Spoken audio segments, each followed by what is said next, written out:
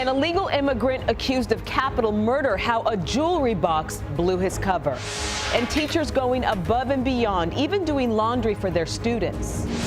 The high school football star and hometown hero killed in Iraq. He was our best player, but it was never about him. He was very selfless. He put the teammates first. And arming teachers. We go inside the training to see what it takes to protect our kids. Live from Victory Park, News 8 at 10 starts now. And we begin with breaking news at 10. A man in jail accused of capital murder. And tonight, sources tell us he might be connected to killings in cities across North Texas. So this is shaping up to be a major case. So let's get right to Bradley Blackburn. He's in the newsroom with some details for us. Bradley? John, Izzy, we're just getting new documents into the newsroom in the last few minutes, arrest warrant affidavits, and we've been combing through them, and they spell out some troubling things about this individual. He is accused of targeting elderly victims. We know of at least 2 victims, and there are concerns that there may be more. He's under arrest in jail on $1 million bond, and we are just learning about a possible string of crimes targeting the elderly. Billy Shamirmir, 45, is accused of capital murder and attempted murder. Plano police were monitoring him at an apartment complex Tuesday when they saw him toss items in a dumpster. They arrested him and found jewelry and cash. In the dumpster, a jewelry box and name that led them to this house on Warm Breeze Lane. Inside, the body of Lou Kim Harris, an 81-year-old woman, apparently suffocated. Police found her in her bedroom and saw lipstick smeared on her mouth and a pillow with smears on her bed. We saw her often. My kids and I spent a decent amount of time with her, and my husband as well. Neighbors said they last saw her Sunday. It's such a shame. I mean, even today, my son was trying to go to her house. He loved to go over there to look at her toy airplanes. Like, it's just a tragedy. Shamirmir is also suspected of attempted capital murder of a 91-year-old victim last October in Frisco. He's suspected of attacking her at an assisted living facility. An affidavit says he knocked on the woman's door claiming to be a maintenance worker, then forcibly entered, knocking her from her walker and placed a pillow over her nose and mouth to muffle her screams. She began praying, believing she was about to die. We'll miss her a lot, for sure. She was very generous and had a little bit of spitfire in her, too. That information coming to us from these arrest warrant affidavits. Now, we also know that Shamirmir was on an immigration hold. We don't know whether that means he was in this country illegally. We are expecting to get more information at a police press conference tomorrow. We're told that multiple agencies will be involved. So will the district attorneys from Collin County and Dallas County. That could be an indicator of the magnitude of this arrest. Now, sources tell News 8 that multiple police agencies are looking into Shamirmir for similar murders. So much more to learn on this story, and as we know, at least one family that is dealing with a tragic loss tonight. Live in the newsroom, Bradley Blackburn, Channel 8 News. Bradley, thank you. We've heard a lot about the idea of teachers carrying guns into our children's schools. It's already happening in a few districts in Texas. One of the questions many of us are asking is, what kind of training will the teachers get? Well, it turns out it's pretty substantial. Tonight, Todd Unger shows us in this WFAA original. Got a timer? Go, go, go! It is live training. I will get you! That tests split-second I'm gonna kill you! decision-making. For the moments North Texas teachers pray never come. That's Norman Rangel. In the middle of an active shooter simulation that throws educators in the worst. Down, kids. Down, down. What if? Heart rate, a little bit of tunnel vision. Norman, You gotta tighten this up a little bit. is a principal at a Burleson private school. That's good, that's good. He also has his Texas LTC license to carry. And is part of a growing wave of adults at school thinking about arming themselves to protect kids at school. It definitely brings an awareness to just how serious this is. This is day 2 of a school safety course. Questions? Only offered to educators with an LTC. Just because you got the gun doesn't mean he's not going to shoot you. Longtime gun instructor Now come do it. and local cop Brian Proctor is the operator Stand here. at Ghost Strap Firearms. This one filled out actually within 12 hours and we announced it. That you can get around. Since Parkland You specifically, can get your high school. Maybe. his courses are packed. Hey, teach. Mock intruders with Glocks, ARs, and body armor penetrating a would-be classroom. They're not there to find the active shooter. They're not there to hunt them down. They are here to protect the kids. The practice scenarios cover the threes: avoid, It's a lot easier to stick it up. deny, and as a last option, defend. Put down your life. Yes, that's what we sign up for. And as a teacher, those kids are like our kids. What did you say? Jeremiah Chambers is a special ed teacher at a local high school. And you have a pencil, then we're all gonna be laid on the floor. He isn't here to debate the politics of teachers carrying. He says he just wants to learn more. How to stop a door, which exits to go out of, how to keep them covered. How many of here? Brian is aware there's a debate raging outside of his Arlington facility. At 170, though, you're starting to creep up to where your body and your engine is starting to shut down. A lot of what he preaches So that's how he was able to just back up. is also about nerves, staying calm, and then being ready if more school boards give the okay. In fact, a lot of these teachers today, their districts don't allow them, and they're going to have to go to their districts and try to implement this. Texas DPS has authorized about 24 of these courses around the state. What direction does he have? None of the teachers here really thought it would come to this. You know, you got to do what you got to do. But for those tasked with keeping your children safe, it's reality in 2018. Ceasefire! Todd Unger, Channel 8 News. All right, so now you've seen the training, so we want to know, do you think that teachers should be armed? Get out your cell phones, go to the WFAA app, and then click on the Vote Now tile. Tell us what you think. We'll have your results a little bit later in this show. We should also note that while teachers are taking action, so are students. The deadly school shooting in Florida last month set off a national movement of young people speaking up against gun violence. So this Saturday, they'll march on Washington and across the country. You can see the list of marches in our area, WFAA.com. Now to that confession, investigators say the Austin bomber recorded hours before that explosive takedown. Austin station KVUE reports that Mark Condit's chilling final words on that recording were, "I wish I were sorry, but I am not." He also said he had been a psychopath since he was a child, and that if he were ever caught, he wanted to kill himself with a bomb at a crowded McDonald's restaurant. The recording was 25 minutes long. A source with ABC News says it was shot on a phone camera, but there's nothing to see, no images, only Condit's voice. The 23-year-old did end his life, but by blowing himself up inside his car. All right, tonight we're seeing the moment that led to a Fort Worth officer's arrest. That's 20-year-old Henry Newsom. He's right after he was released from Harris Methodist Hospital. This is back in 2016. Now watch as he asks to borrow someone's phone. Then security approaches. Things escalate. An off-duty officer, John Romer, comes over.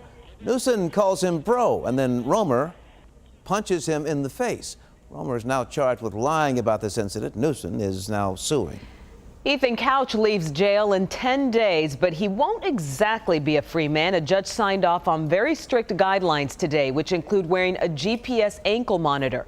He'll also have a curfew and will have to submit to a drug and alcohol test every day. If Couch violates those terms, he'll be sent right back to jail. Couch was dubbed the affluenza teen during his trial for a deadly DUI crash. A defense witness said he didn't know right from wrong because of his spoiled upbringing.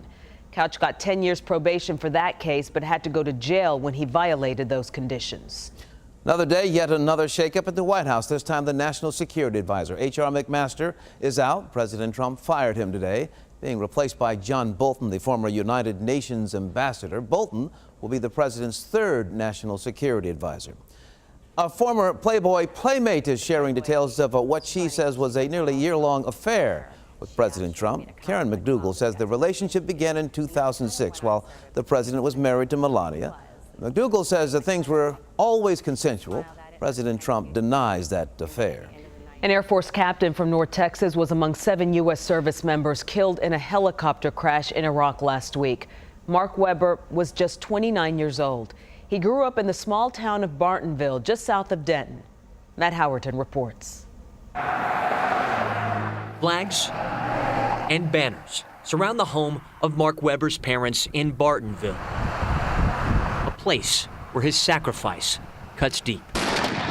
Weber, a captain in the U.S. Air Force, died last week following a helicopter crash in Iraq. The 29-year-old was a combat rescue officer, meaning he would help evacuate servicemen injured or immobile on the front lines. Weber's former coach, John Walsh. No nonsense. He never cut corners. He never took the easy way. He was trusting. Says that's the kind of job Weber was built for. He had a lot of purpose. It wasn't just about the way he attacked our football program. It wasn't just about football. He attacked life that way. In 2005, Weber was one of the first students to play for Walsh at Denton Guyer High. The school was brand new then, and the program went 1-19 before becoming a state championship powerhouse. Walsh says his foundation of success was laid by Weber, who received the school's first D1 football scholarship from the U.S. Air Force. Now, what we realized real quick was he was the guy, he was the cornerstone that we were going to have to build our program around in the beginning. He was one of the guys that started this thing, and now the kids that were babies are wanting to know, Coach, who was Mark Weber? And it's been fun to tell his story because his story is very telling. Tonight, football boosters plan to cement Weber's legacy by offering a college scholarship in his name. And after meeting with Vice President Mike Pence, Weber's family says he'll be buried at Arlington National Cemetery, surrounded by other vets who were just as selfless and ready to put their lives on the line for others. Matt Howerton, Channel 8 News. Lancaster students get a fresh start next to attend the new laundry program, boosting more than just clothes. Well, a beautiful night tonight, but we have rain in the forecast. I'm talking widespread rain. I'll have your weekend outlook, and it's viewer emails. This one's a classic, I promise. Wait until you see this. That's all coming up. There's a joint in Oak Cliff where people have been coming for 50 years to grab a burger and a side of Selena. I'm Hannah Davis, and tomorrow on News 8 Daybreak at 6, I'm going to show you this Oak Cliff institution where people come to get some good grub and pay homage to an icon. Join us.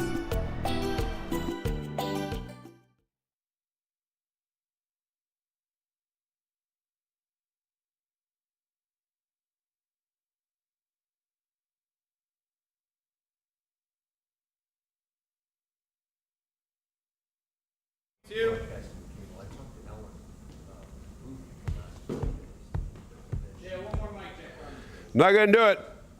Not going to say it. 1, 2, 3, 4, 5, 6, 7, 8, 9.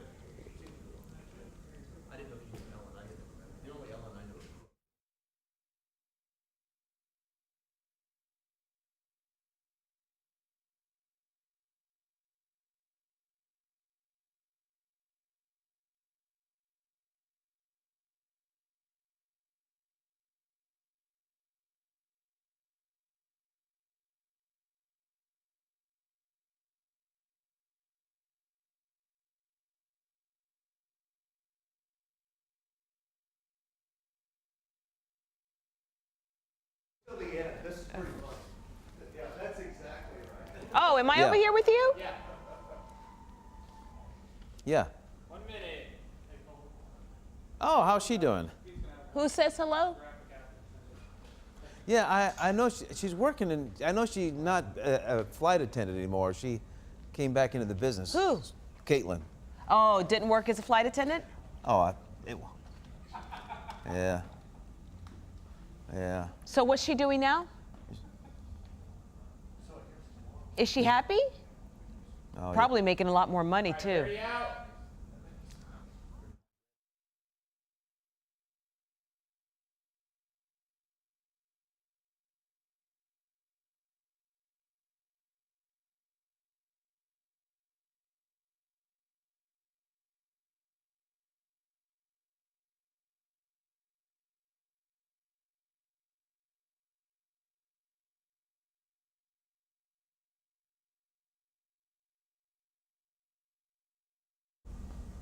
We all know how much our teachers do for our children, and you've heard the stories, teachers paying for school supplies out of their own pockets. And not just school supplies. Tonight, we meet a group of teachers going above and beyond to make sure that students have clean clothes on their back.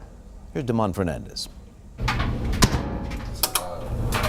want you to think about. At Pleasant Run Elementary,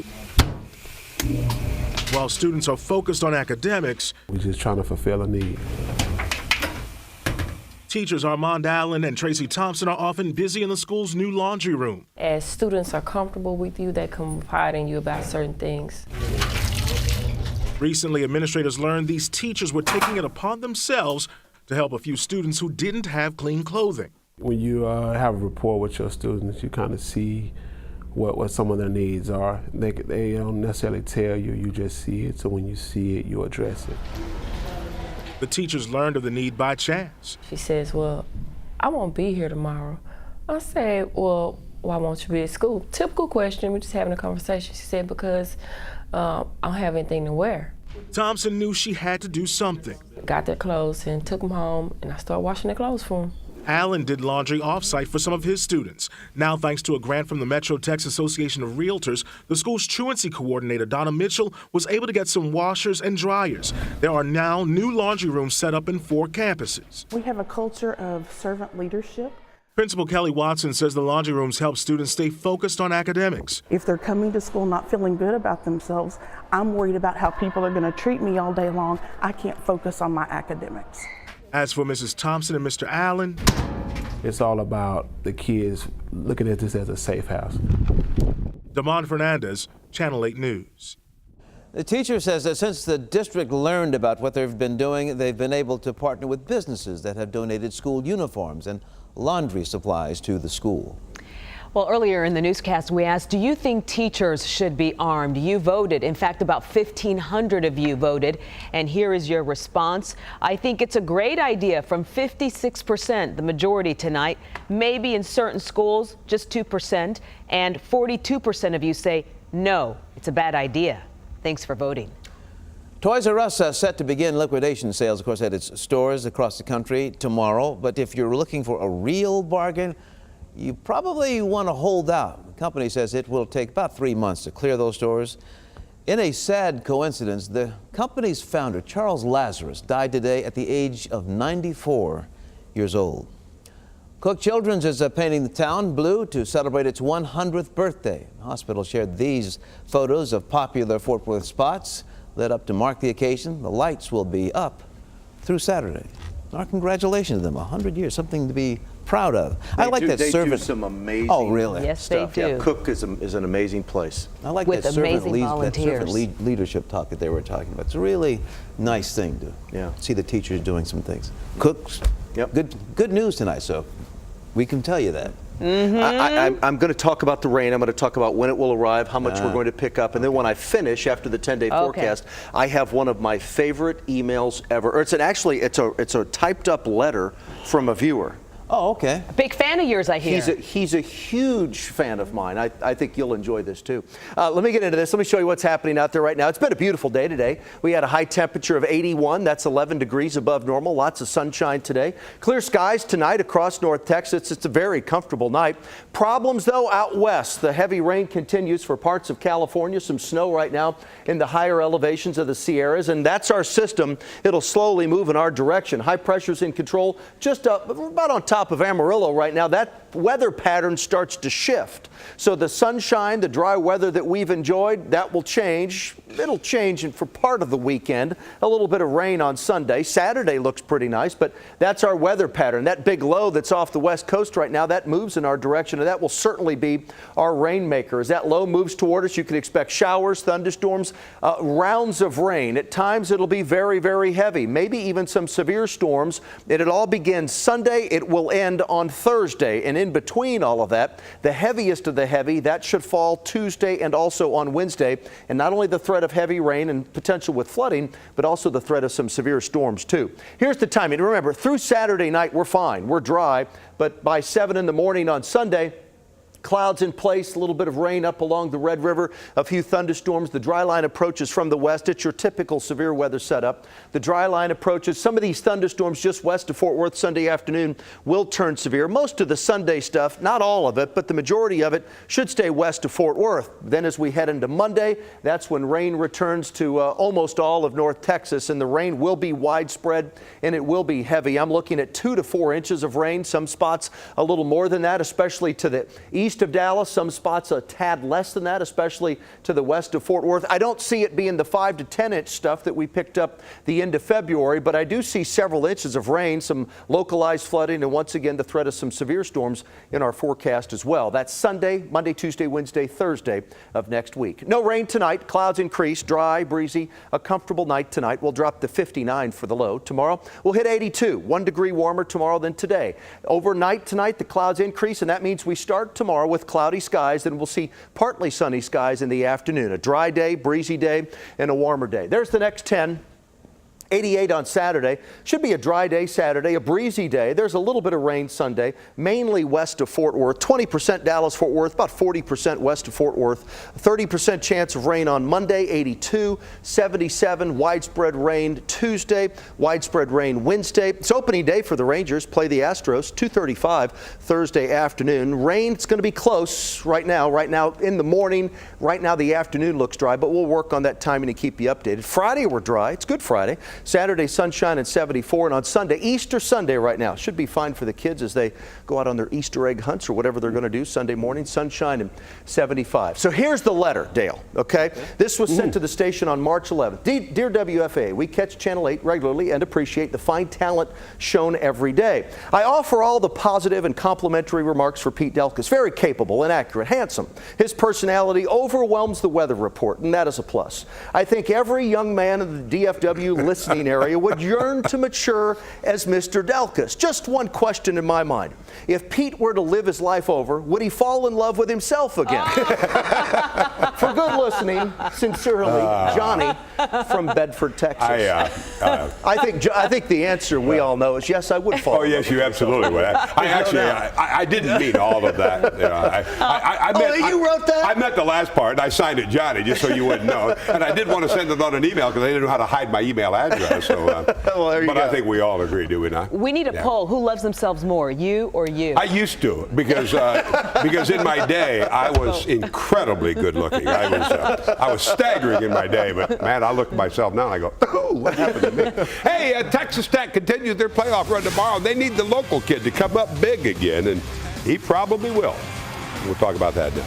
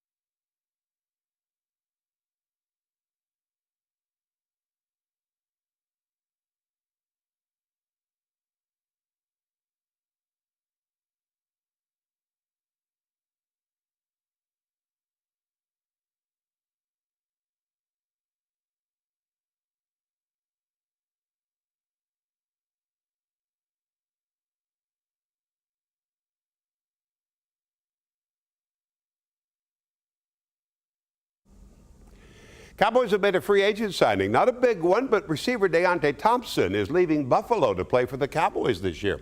It's a one-year deal for $2.5 million. He's 29, but fast, has scored 4 touchdowns in 6 years in the NFL. But then if you play in Chicago and Buffalo like he has, how many touchdowns are you really going to score?